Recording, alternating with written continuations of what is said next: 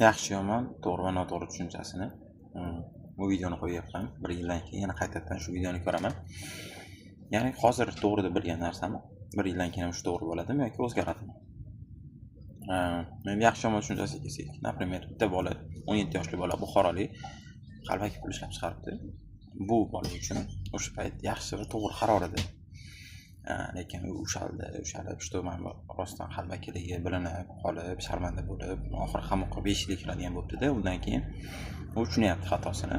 Demak, bu yomon ish ekan, noto'g'ri ekan deyapti.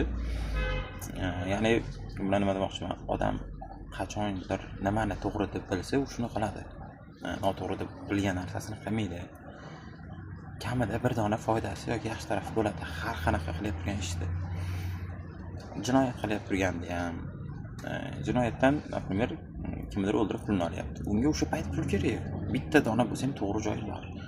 Shu sababdan u o'sha o'g'irlikni qilyapti. Men bola ham imina pul kerak bo'lganda o'sha payt qalbaki pul chiqarib ko'rgan. Ya'ni bu bola uchun imina o'sha payt bu to'g'ri qaror qabul to'g'ri edi. Aslida noto'g'ri bo'lsa ham. Haq. Endi men uchun bo'lsa, hozir video olishim, mana shu gaplarni gapirishim to'g'ri qaror. Yil o'tgandan keyin aslida men bu joyda noto'g'ri qaror qabul qilib, ozgina xato gapirganman ekan yoki haqiqatan shu kuni to'g'ri gapirgandim deb eslashim uchun har doim o'zimga o'zim video qo'yib qo'yaman. Hozir bitta ikkita tanishlarim ko'rib qolishni boshladi.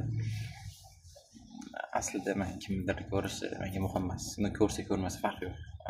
Ochib qo'ygan sabab mabodo kimdir ko'rib nima xulosiga keladi, nima gap gapiradi, o'sha qiziq emas, gapiraversin, nima desa qilaversin. Uyalmaganim sababli o'zim qo'yib boryapman. Faqat orada ancha perikul qilib qo'ydim. Xolos gaplarim ham 1 yildan keyin ko'rib eslab o'tiraman. Keyin ikkita odam bir-biriga mos kelish, mos kelmaslik degan tushunchasi hozirgi paytda men uchun to'g'ri deb bilgan. Ya'ni bittasi qizga men qora rang yoqadi, bolaga oq. Ikkalasi bir-biriga to'g'ri keladimi, yo'qmi degan savol beriladi. Bu joyda individual tushuncha bo'lib, qanaqa ikki xil narsani yoqtirishi, xarakteri ikki xil bo'lishi, hamma narsa har xil bo'lishlari bu imini o'sha paytdagi qarorga bog'liq. Ya'ni o'sha payt to'g'ri kelishi mumkin, vaqt o'tib bir-biriga to'g'ri kelmay qolishi mumkin. Shu ajrimlar ham shu hisobdan deb o'ylayman o'zim. Ya'ni bolalik bo'ladi, qanchadir vaqt yashaydi, keyin ajrashaman deydi. Xuddi shunaqa. O'sha u payt 1-2 yil oldin to'g'ri deb hisoblagan, aslida noto'g'ri bo'lib chiqadi.